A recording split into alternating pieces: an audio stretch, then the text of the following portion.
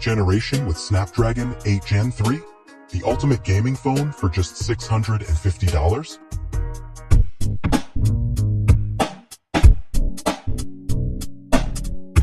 Hey, tech enthusiasts! Prepare to dive into the future with me as we unpack the 9th installment of Red Magic's gaming prowess.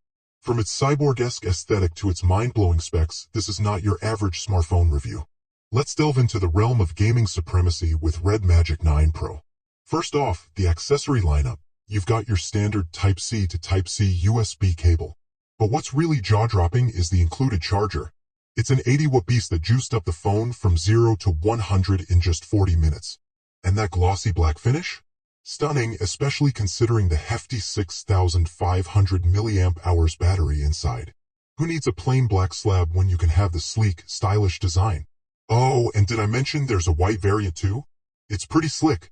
Now onto the cameras. We've got a trio, a decent 50MP main shooter, another 50MP lens, and a 2MP mystery shooter. But hold on, that's not a camera, it's a cooling fan. A unique approach, to say the least. And speaking of unique, let's talk about that flush camera design.